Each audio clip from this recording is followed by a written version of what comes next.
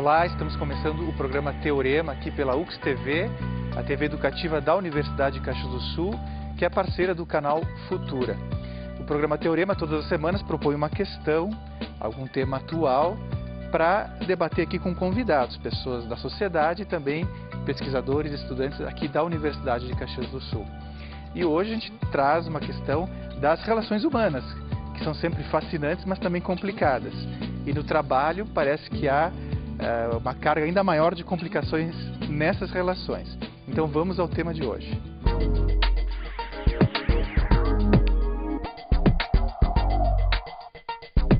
O sentimento de ser ofendido, sendo que é mais comum em relações hierárquicas autoritárias.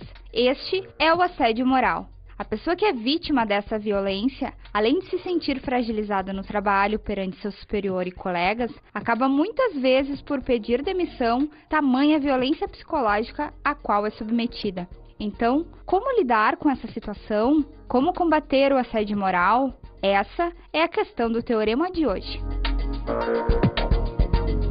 Assédio moral, né? A questão é como combater o assédio moral. Mas antes disso, a gente quer saber o conceito, né, do que seria o assédio moral. Então a gente está recebendo alguns convidados aqui no Teorema, né, o Ricardo Garcia, que é procurador do trabalho, a Estela Mares, que é psicóloga do Sindicato dos Bancários, aqui de Caxias do Sul, e a Annelise, que é estudante de pedagogia aqui da Universidade de Caxias do Sul, e que ajuda sempre como estudante a compor essa banca do pensamento, propor questões sobre o tema abordado, né? Então, o que seria assim o assédio moral, né? Se dá para conceituar, Ricardo? Bem, dá para conceituar, mas aí eu acho que a Estela é a pessoa mais abalizada, profissional, mais bem qualificada para falar sobre isso. Boa tarde, né? Eu gostaria de colocar aos nossos telespectadores que o assédio moral, ele tem que ser bem diferenciado do que é um conflito, do que é um estresse, né? Do que é uma situação de burnout. Nossos trabalhadores, justamente nesse aspecto, eles ocorrem com ações e atos repetitivos. São situações que têm uma intencionalidade e uma direção sobre o trabalhador. Então, nem tudo que né? Justamente. Então, o assédio moral, ele é diferente de estresse, porque o trabalhador passa durante muito tempo num período de estresse, mas não significa que ele sofreu um assédio, né? O conflito se dá justamente por uma situação que é uma situação que é velada. O conflito é uma situação que o trabalhador se expõe no ato falado. O empregador, normalmente, ou o colega de trabalho, né, que o assédio moral se dá de uma forma vertical, horizontal, ou de uma forma em que as duas questões se posicionam em cima do trabalhador. Então, o conflito, ele é falado. O assédio moral, ele é velado. O assédio moral é um termo mais novo, assim para o entendimento geral. É uma mazela, uma doença do ambiente de trabalho recente, dos anos 90, que a Marie-France Irigoyen, uma pesquisadora francesa, começou a estudar melhor, elaborar melhor esse conceito.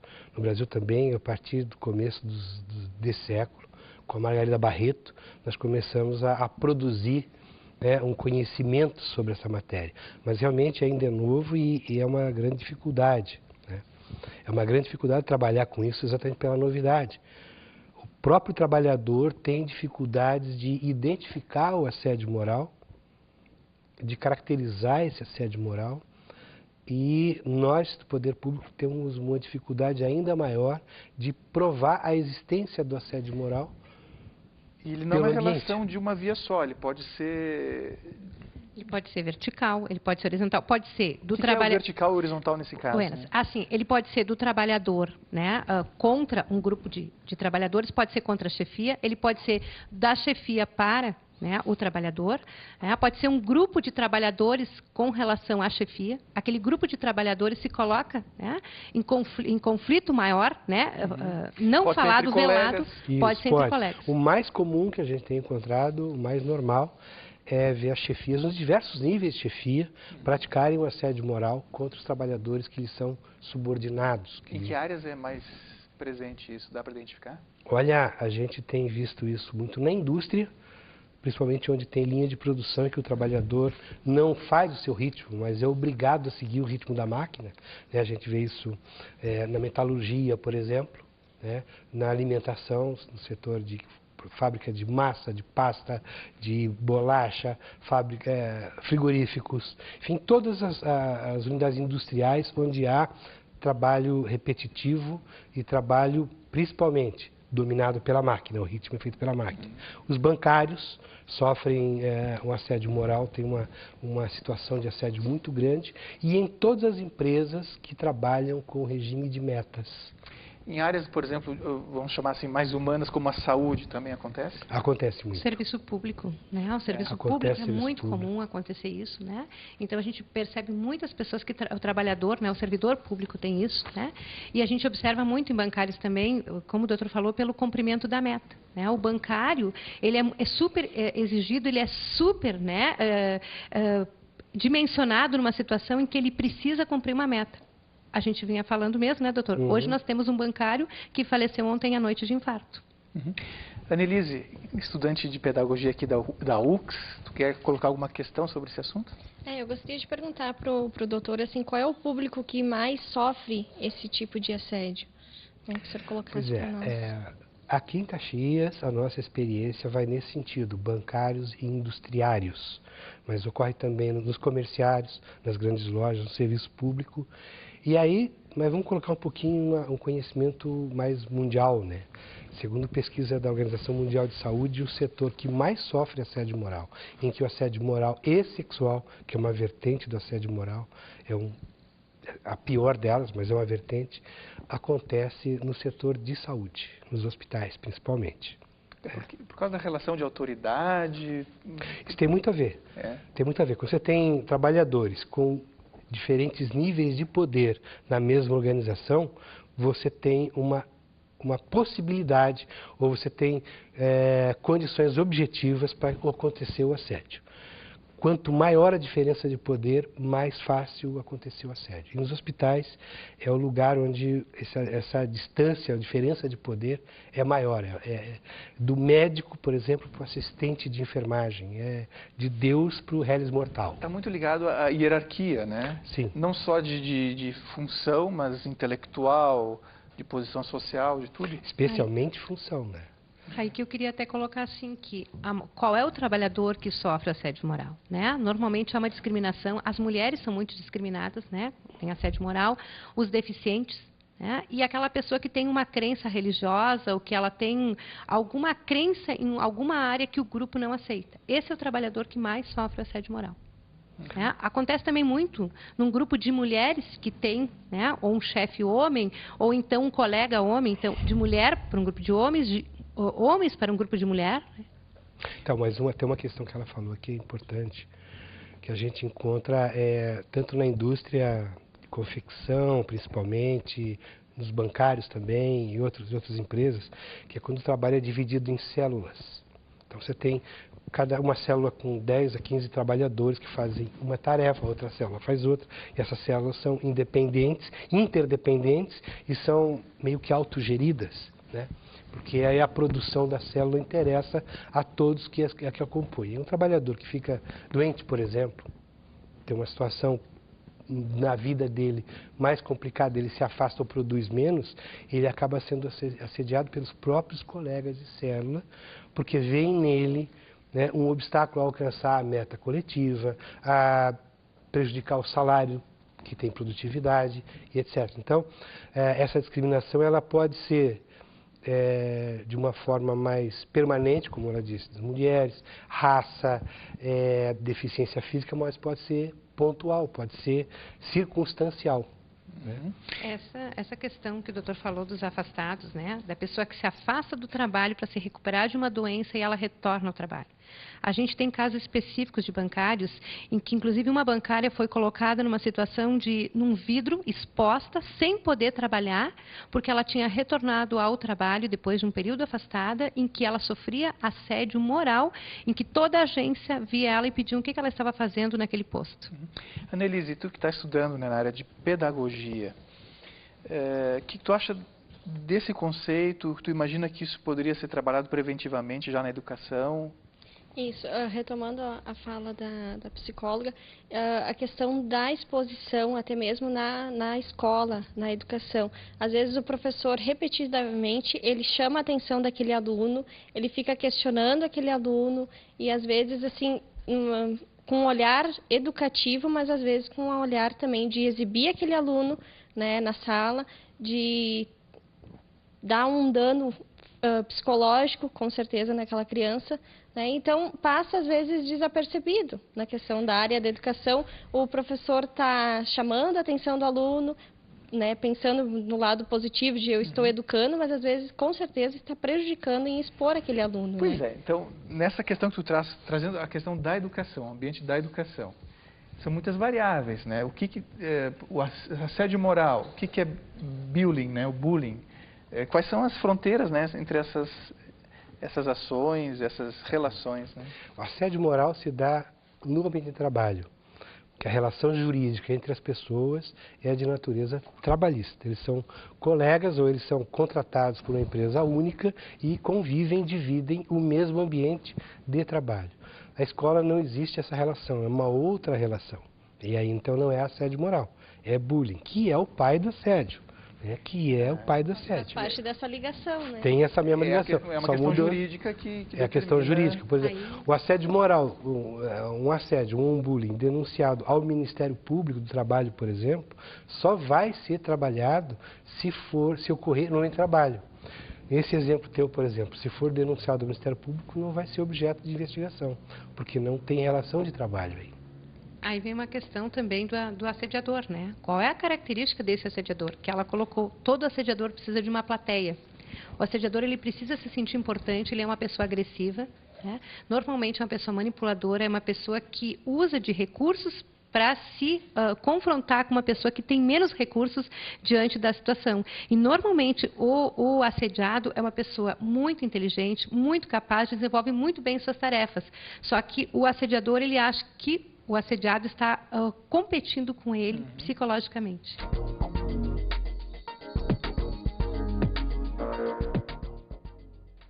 A questão do assédio moral, né? Conceituar, saber o que é o assédio moral e como combatê-lo também. Então já devolvo para os nossos convidados, no sentido de saber quando é que se define o que é isso, né? O que pode ser uma brincadeira, o que já não é mais brincadeira, como é que se faz para saber quando é assédio moral? Assédio moral não é brincadeira, né? Porque uma brincadeira, ela causa um bem-estar, né? O assédio moral, ao contrário, causa mal-estar no meio ambiente, causa constrangimento, ele dificulta o relacionamento e ele pode ter reflexo, aí a Estela pode explicitar melhor, na vida psicológica não só de um indivíduo. Mas quando é que se define, né? Então, é meio complicado. Vamos dar um exemplo. Por exemplo. No início, a gente falou aqui que o assédio moral tem que ser repetido. Eu entrei com uma ação civil contra um grupo de empresas aqui em Caxias do Sul, em 2009, pedi indenização por dano moral, por assédio moral contra os trabalhadores, num único ato da empresa,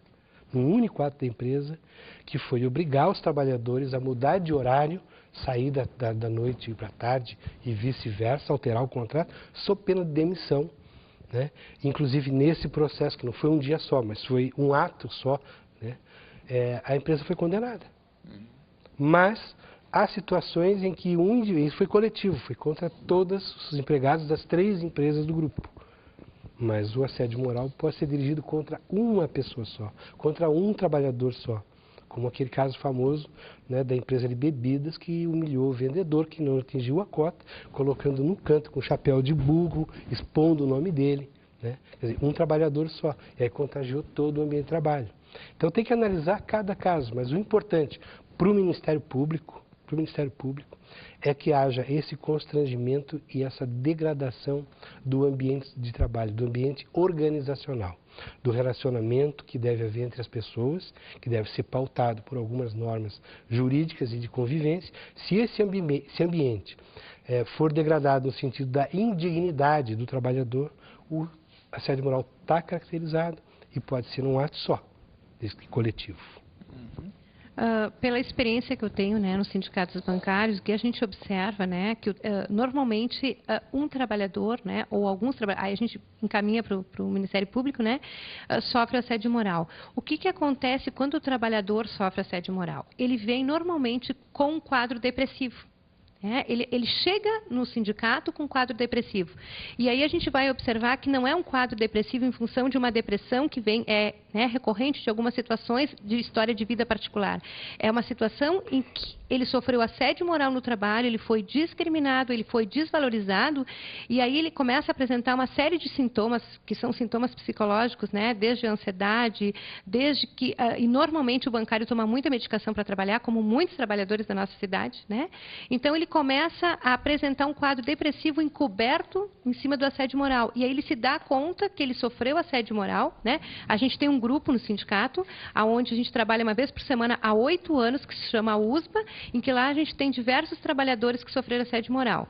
E aí eu tenho uma outra experiência também, que é a experiência da Justiça do Trabalho, que eu sou perita da Vara Especializada de Trabalho, né? Em que o juiz encaminha caso de assédio moral para julgar se é realmente um assédio ou é um quadro depressivo que ele é situacional. E tem uma ferramenta para uma perícia para definir o que é caracterizar o assédio? A perícia, ela se compõe, né, em normalmente a aplicação de testagem, né, principalmente testagem relacionada à depressão, em que aí a gente vai observar se é uma depressão que ela é uma depressão de situações de vida da pessoa, ou se ela é uma depressão ocasionada pelo trabalho laborativo, né, pela questão laborativa, né?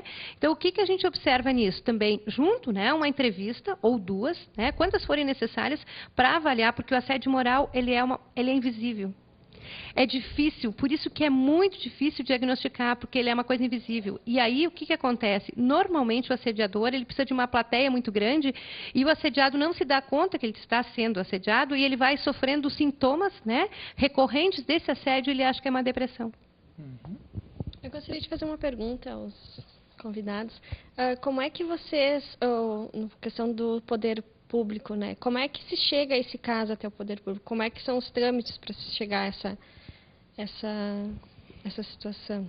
Bem, pode chegar como chega normalmente qualquer denúncia de violação trabalhista, ou por meio de um trabalhador, ou por meio do sindicato, ou por meio até de um juiz do trabalho que encontra uma situação dessa, ou o Ministério do Trabalho, ou qualquer pessoa que testemunhe uma situação dessa e nos informa, inclusive, de maneira anônima. O nosso problema é como tratar isso, porque sendo uma situação decorrente das relações de trabalho, decorrente da diferença de poder, né, e envolvendo situações como a própria garantia de emprego, aí sendo invisível essa questão do assédio, porque tem uma outra perversidade também.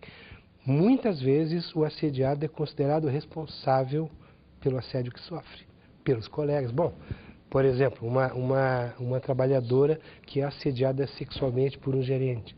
Ah, não, se ele está fazendo isso é porque ela abriu alguma porta. Né? Não é visto como assédio, como uma conduta ruim por parte dele, mas porque ela permitiu. Né? E aí, como é que a gente prova isso? A gente recebe a denúncia, vamos fazer um inquérito, vamos investigar e aí vamos produzir provas. Temos que demonstrar, primeiro tem que demonstrar para mim, Ministério Público, que aquela denúncia, aquele assédio realmente ocorreu. Para que depois eu possa ir para a Justiça e ir lá produzir provas para convencer o juiz de que o assédio aconteceu. E essa produção de provas do assédio é um tipo só. Né? Tem a psicológica, que ela faz no assediado, mas do ponto de vista do judiciário, a prova testemunhal é fundamental. Quer dizer, o que é que as pessoas viram e os trabalhadores, colegas, não querem falar. Eu já tive o desprazer de ter que arquivar vários inquéritos, não só de empresa, não só de banco, não só de indústria, né, mas de comércio e tal, em situação nesse sentido. Não havia prova, não havia como produzir prova. Todos que presenciaram, embora confirmando a ocorrência, se recusaram a prestar depoimento. Há meios, assim, nas ações, né, de tentar prevenir também, de tentar evitar esse tipo de certeza. conduta? Eu queria colocar só uma situação antes de responder a tua pergunta, que eu acho que é fundamental. Normalmente, o trabalhador que sofre assédio moral, ele é culpabilizado pela situação. Eu acho que esse é o fator fundamental. Além de ele sofrer de uma doença, a questão perversa, né, da situação da empresa, da organização. Ele é culpabilizado porque ele sofreu assédio. E ele é discriminado. Aí ele sai, ele se afasta do trabalho, ele se afasta por depressão, não por assédio, né? Às vezes ele acaba se afastando por depressão porque ele tem um monte de sintomas depressivos, e ele só vai se dar conta que é assédio depois. E o que representa isso? Ele volta para a empresa, ele é assediado novamente por ter ficado afastado, né? Então, essa culpabilização é interessante, né, de poder pensar. Só uma pergunta. E esse funcionário que ele retorna para o trabalho, ele tem um acompanhamento? Como é que funciona? Para que não venha a sofrer novamente, né? Justamente. Nossos bancários a gente acompanha. Eu acompanho, né? Inclusive, assim, a gente vai junto com o sindicato, a gente acompanha e a gente conversa. Nós tivemos um caso em que uma bancária, ela, né, foi levada pela psicóloga, pelo sindicato, e quando ela chegou lá, ela sofreu assédio de novo. Essa pergunta é interessante, porque assim, quem deveria acompanhar? Quando um trabalhador adoece, se afasta por um acidente ou uma doença qualquer, quando ele retorna e ele teve a sua capacidade laboral comprometida, diminuída, por exemplo, ele perdeu um braço no acidente, ele tem que se readaptar para uma função que ele possa executar sem prejuízo, né?